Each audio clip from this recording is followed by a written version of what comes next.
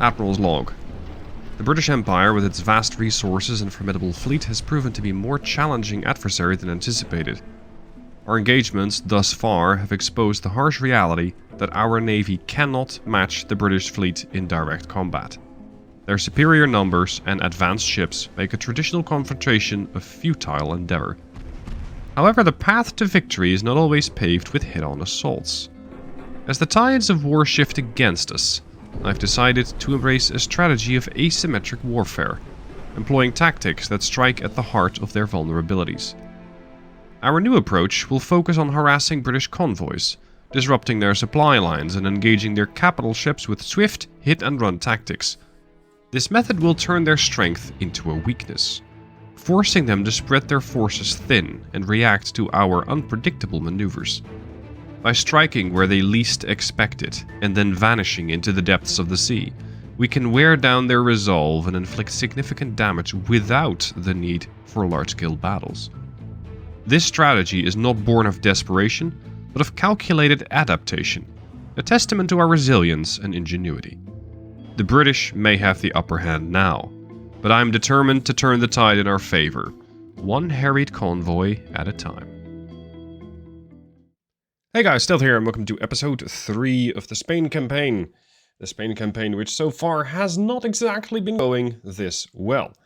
I've decided to change tactics, slightly. Here's what I'm doing. I have destroyers everywhere. That is, everywhere where the British have transport interests, and it's working. This is the David Gray, a destroyer from the David Titus class, 1906. The ship is capable of just constantly harassing Portsmouth. You know, one of the key ports of the British Empire. The port's almost undefended. Well, it is undefended. Some transports are detected, which are easy prey. So I engage those and I get an auto-resolve, and that does give me a little bit of victory points. More importantly, it's damaging Portsmouth, although at very, very small bits. But here is where I'm stirring up trouble. The Caribbean, West Africa, Central Atlantic, Southeast Asia. I have destroyers everywhere. And the British are absolutely hating it. I have just sent one destroyer here to Eastern North America. The British have a port in this region. In fact, they have a few. They have Freeport, they have Nassau. And and Hamilton. Just by having a destroyer here, I intercept transports. Same one for the Caribbean. I have exactly one destroyer. This is the Grim. It's one of those newer destroyers. It's almost out of fuel, by the way. They're never designed to go this far away from their main port, but whatever, they're getting there. This one's intercepting anything and everything in the Caribbean, and seeing as the British have just made one big ship blob somewhere, not in the Caribbean, every transport that happens to get intercepted here, and I actually should put these guys to invade, has a very good chance of succumbing to a destroyer from the Spanish Armada.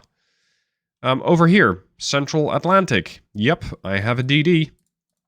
This DD, the Cast Outlaw, engaging targets here. Over here, we have another one, the Damien Envy Wrath, gauging anything in Eastern South America. They do have a port. King Edward Point and Stanley. These two ports are both bordering the Eastern South America, well, let's say water zone or naval zone. And as such, fair game. Same, South Atlantic. Now, you might be wondering, okay, fine, but what exactly is this doing? Well, bit by bit, I am eating up the British transport capacity, which is starting to hit their army logistics. They are definitely not going to be succumbing to this little strategy of mine in a month, let alone 3 months. But bit by bit by bit, that army logistics is dwindling. Mine isn't particularly spectacular at 55%. I'm not doing that hot myself. But I can definitely keep taking bites out of the British. As long as the British stay at war with Soviets. That's kind of a prerequisite here. Because I do believe that the British... Where are they operating? Not here anyway. Is this their fleet? Yeah, they got a light cruiser there. There's the fleet. There's 4 battleships and a torpedo boat. They have another battleship. Yeah, basically their whole fleet's here. So they're probably going to be clashing with the Soviets in this particular area, which is fine. Let the Soviets do the heavy lifting. I don't want to. And as long as I can keep this up, sort of in tandem with the enemy of my enemy, which is my friend, which is temporarily the Soviets, the more transports we can sink, the better. It's not really likely going to be the end of the British Empire, but it's a start. I'm also moving to invade Gibraltar, because I feel that this should very much be part of Spain. Territory-wise, it's not very valuable, but it is commanding the Strait of Gibraltar. I really despise having to sail around Africa because I want to get in and out of the Mediterranean. If I can deny the British the same rights, well, that'd be great. They did send a battleship through, but it's on its way to Southeast Asia, so it's not my concern. So hopefully, bit by bit by bit, we can start eating up the British elephant. It's just going to take me a little bit of time. Another few months later, and just look at how much the British are losing. English Channel, Southeast Asia, West Africa, Arabian Sea, North America, North Sea, Eastern Southern America, the Caribbean, the Indian Ocean. The French are also losing some stuff, but that's not really a concern of mine at the moment. So, how is this impacting the British? Well, they're not enjoying it particularly much. They're down to 85 army logistics, and this is 2 months after I started this little campaign. So it is working out very well. For now, they're starting to hurt a little bit. Their GDP is negative. At least their growth is negative, but so is mine. Mine is minus 4%. I'm losing my economy by being at war. And yet I cannot stop. I have to take some more territory off of the British. And considering that Portsmouth is apparently fair game, if I can keep going after some more of their ports, I don't know, we're just going to take southern England. Why not? It might be a while, though. So, let's see if the British decide to do anything against that, shall we? At long last, the British have sent one battleship, perhaps fresh out of dry dock. This ship has, I think, just been spawned in, as it just finished construction. So, it's time to see how well these, well, fairly tiny battleships of mine stand up against a British battleship. Thankfully, they don't have to do it alone. I may have 5 battleships versus 1, which normally wouldn't be a very fair trade, but those things are very, very capable, those British ships. I also happen to have a lot of cruisers and a massive amount of DDs. I believe it's 22, if I didn't actually lose any. Now, some of these are only armed with 3-kilometer range torps. I'm going to sort those guys out and make sure that they don't take part in the battle. They first have to get refit. If these guys enter the battle, they'll not be very useful, because at 3.3 kilometers, you're just going to get shot to bits. Might have worked in 1900, probably won't work in the current era. So that means that some of the DDs are not as useful as I would like. It's high time that I refit these guys. Some of them, however, are armed with the newer torpedoes, and those are most likely going to be the ones that actually deliver the punches. I'm not so sure if I actually have any new ones, come to think of it. No, whatever, they're 4.5 million. Okay, fine, we'll send a couple of them home, and we'll bring in a couple of the others. It's the OG name class, or a name giver of the class. It's the David Titus itself, which is over here as part of the battle group. Now, the battleships are far, far, far faster. We have spotted the British battleship all the way over there. It's one of those monstrosities that has 4 12-inch guns on the wings and then 6 12-inch guns on the center line of the ship. They, interestingly, don't have a whole lot of secondary, at least not the larger caliber. They got one dual 8-inch. You can see that on the stern. They have a couple of a couple of 2.4s. That's it, just casemates. Still, a 2.4 is no joke. Not against the DD. So I would very much like my destroyers just to wait, if only for a little bit, while the rest of the line is getting ready to move into combat. Unfortunately, with these battleships at 18 knots, that might take a little bit of time. For the first time in this campaign, the battleships are opening up. Killzone 1123, Shadow Rise, American Patriot, we have the Robin Lush, and we have the Dalob. All of these guys are going to have to work pretty hard in order to get their damage in. Lord of Chains did take a hit, but thankfully survived. And you can see that the battleship is now going to have to fend off a lot of my swarm ships. Unfortunately, I'm just out of range. Just out of range. I have already set my torpedoes up to be set to save. So I might be able to get them away the moment that we get at least a decent solution. Because I have a lot of ships out here.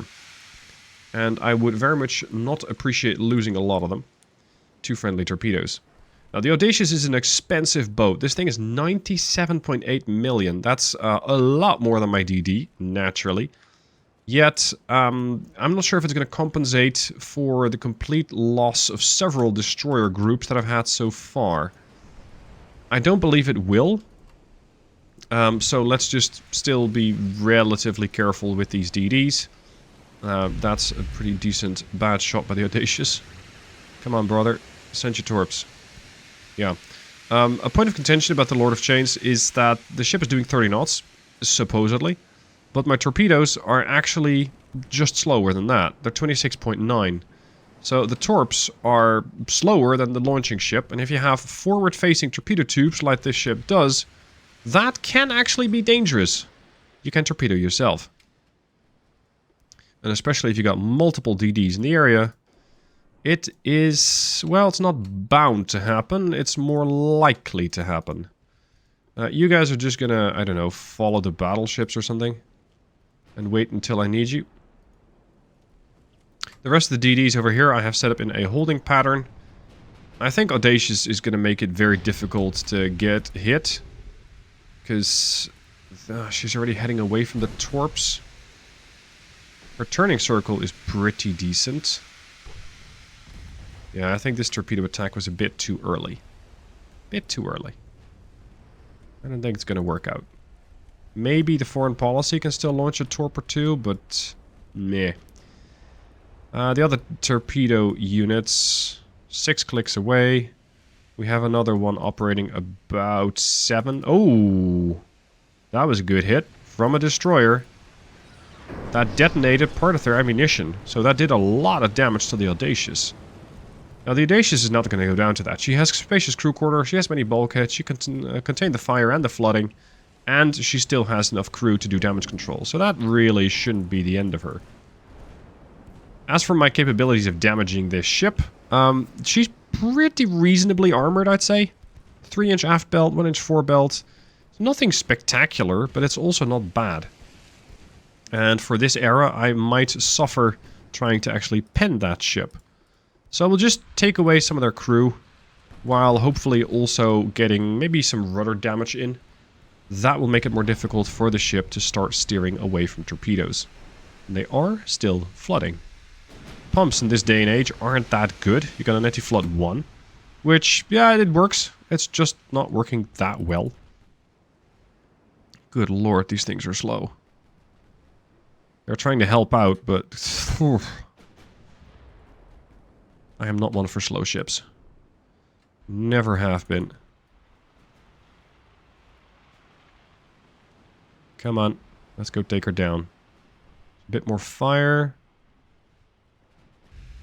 She's down to 8% crew loss. That's racking up pretty spectacularly. Okay, gentlemen. Where a go? The Audacious is kind of coming towards you. I need you to start turning this way. We're going to try and torpedo this thing.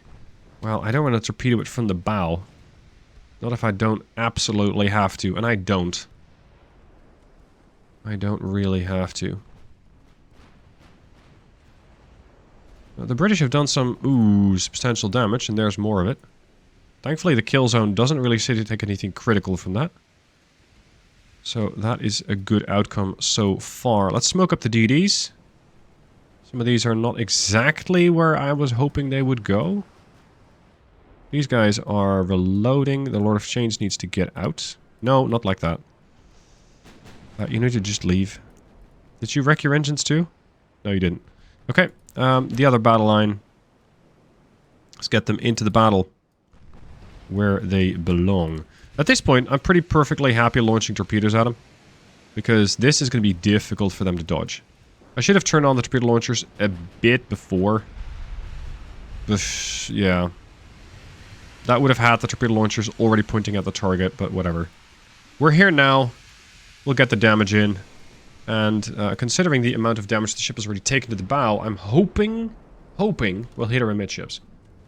An amidships hit would cause more flooding, would slow the ship down, and would make subsequent torpedo attacks easier. Speaking of, I don't want you to launch just yet. You can see just how far these things are fanning out. There we go. 2 hits, 3 hits. That was 2 duds, unfortunately, but it did get me the more or less amidships torpedo hit that I was banking on. Titus, get over here. Get over here. I'm going to detach these 2 from the group because they have kind of strayed very far. These 2... There was another division. I think it was these 2. Yeah, you guys can move in. Audacious is still flooding. Lost 13% of the crew. I'm already sort of limping away from this fight, not really doing much damage. I'm very happy that I caught this battleship alone. I feel like these sort of pack tactics, this is what's going to potentially win me the war. Gentlemen, just you, save. There we go, that's 1 launch.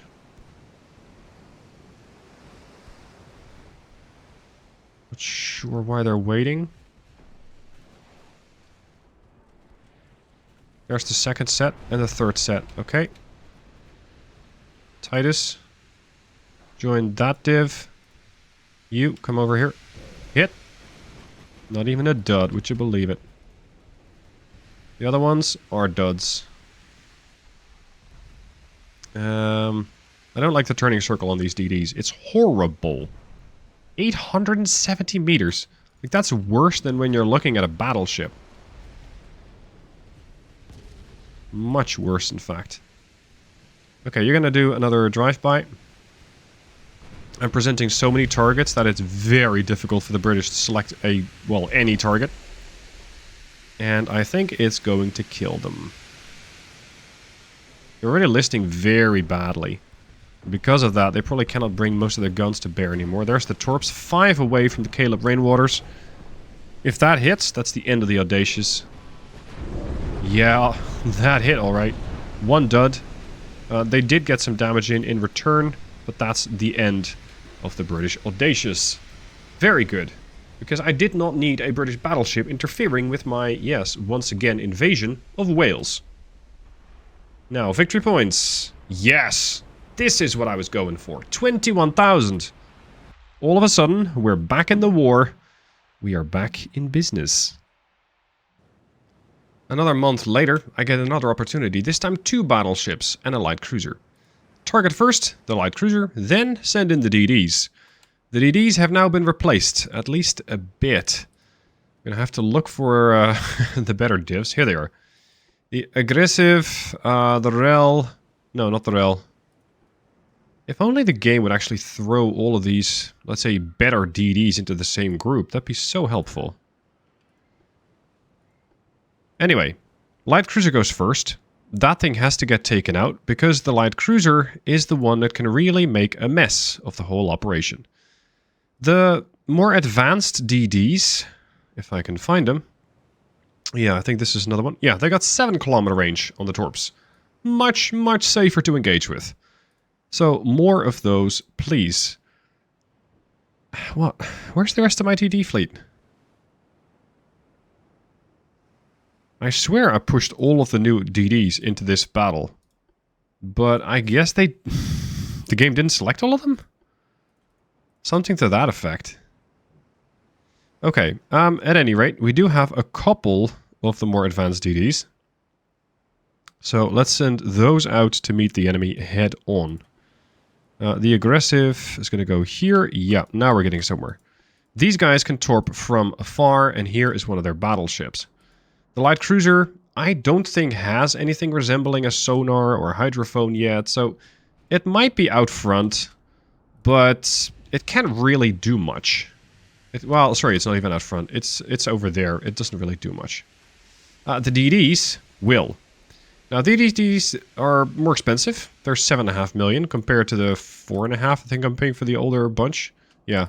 So that does make them definitely less wasteful. But their capacities are so much better that I have immediately started upgrading all of the David Tituses to these new torpedoes.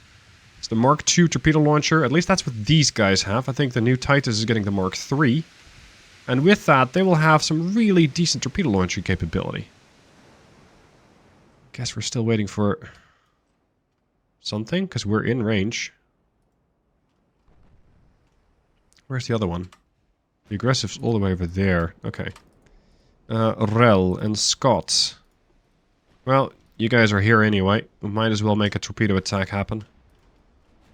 Okay, there we go. Langara will just launch her torps. That's a bit problematic for the other ones, because the battleship's going to respond to that, and they won't arrive at the same time. This means the Langara is going to disengage. You can follow the cruisers. This way I know I won't lose track of the ship. Because I do have a bunch of ships here. There we go.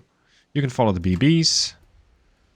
Those are you just fully aware of torpedoes, or are you just lucky? Because this guy was not making that course change before I launched the torps. Maybe they're reacting to the Rel? But I kind of doubt it. That would be a bit too good to be true. Smoke yourself up and commence your attack. At any rate, these torps won't hit anything. This light cruiser's brushing right through the formation now. Let's send the torps from the Aura and have the aggressive go at it alone.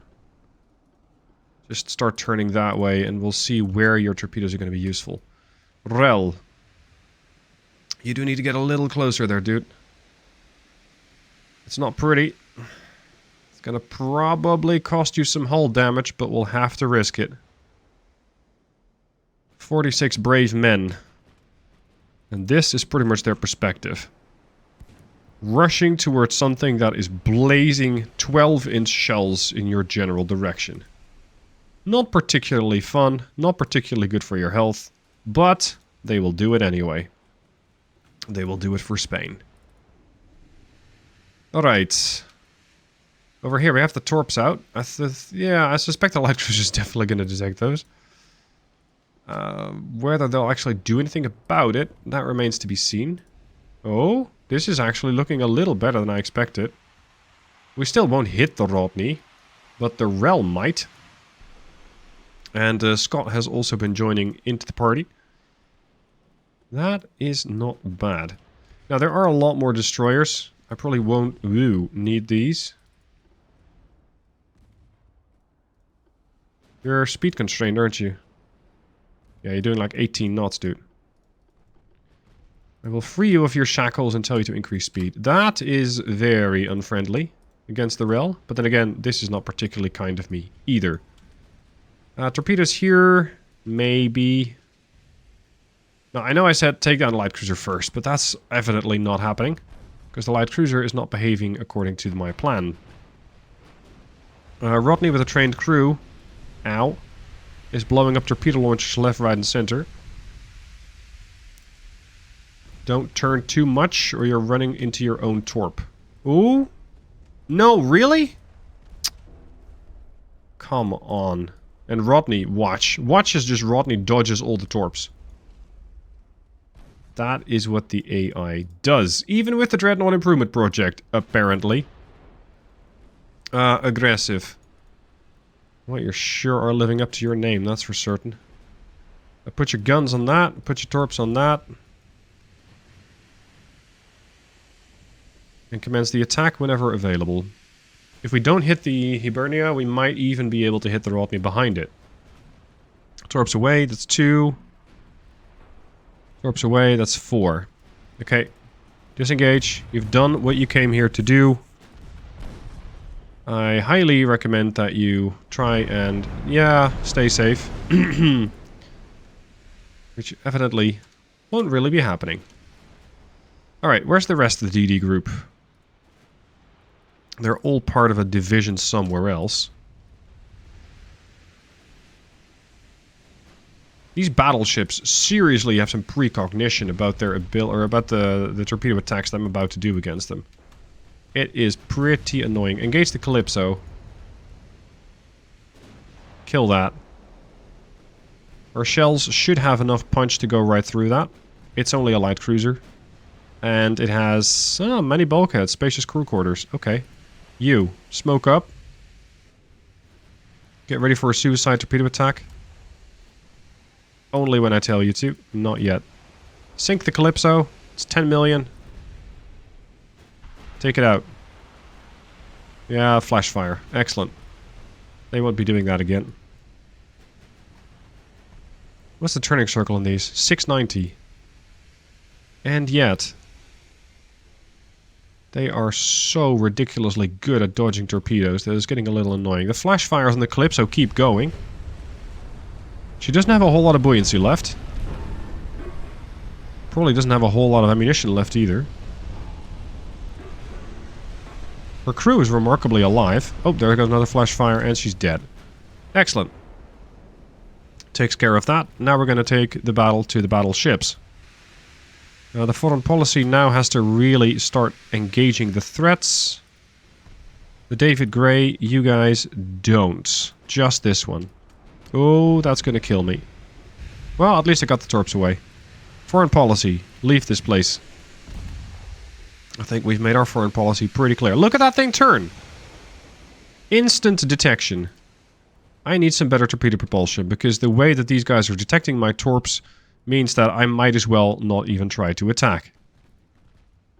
It's getting a little ridiculous.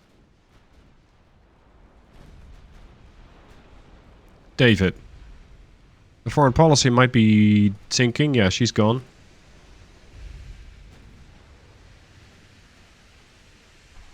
I'm not even sure we're doing anything with our HE against this ship. Oh. Watch as their torpedo actually impacts my DD. Well, it damn near did. Yeah, I really positioned the David Gray very, very poorly here, because I'm now making it very likely that I'll torpedo my own ships. So I kind of fumbled that one. You're going to have to leave.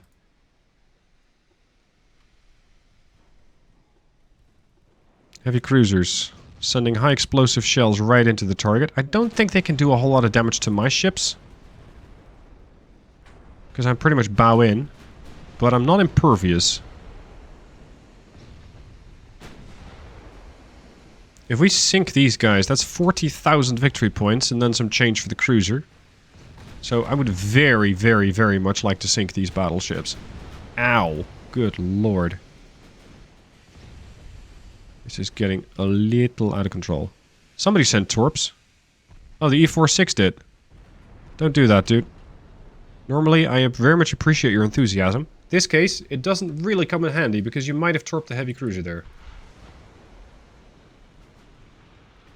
Everybody, focus on one target. This being the Hibernia. Battleships 2. Yeah, we're picking high explosive for this fight. I agree with that. E46. That torpedo attack was not optimal. Nor is that damage. Smoke up. Disengage. Scott. You're still ready to go on the offensive. If you can pass the ship on the starboard side, that would help. I thought that these guys were impervious. Well, I was wrong. They just took 30,000 damage, another 54k, and now they're dead. Not as survivable as I was hoping. Very much not the same case for this battleship. My torpedo launch angle is absolutely awful. I'm going to try and kind of do a cross torp with my own torpedoes, which I can because the Scott is far faster. And has a stuck rudder. Oh, and the Duda also launched its torps.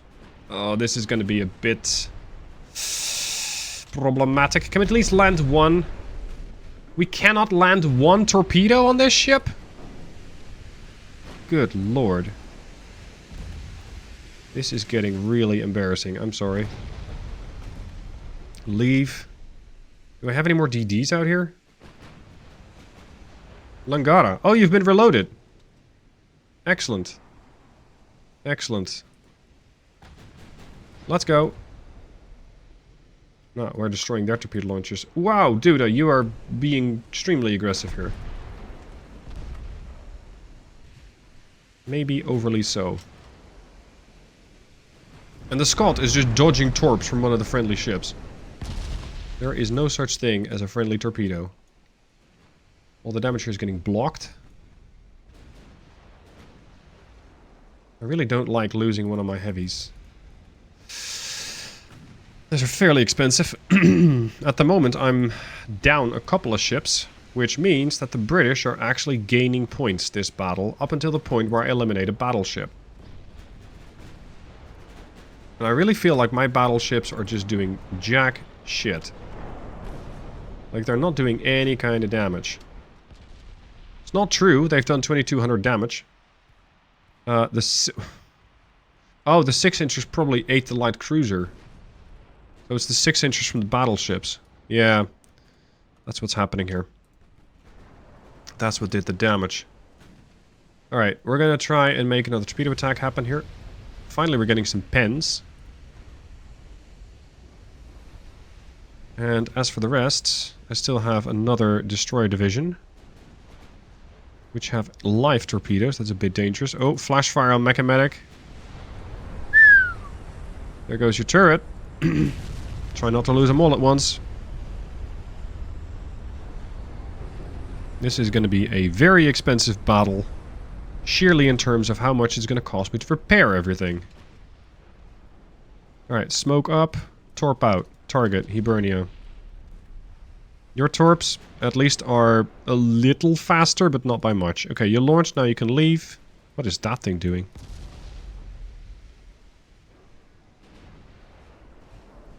And there goes the cruiser. That's 2 cruisers that I've lost in one battle. That's pretty bad. This DD group. Move. Breach Creeper. Ahead flank.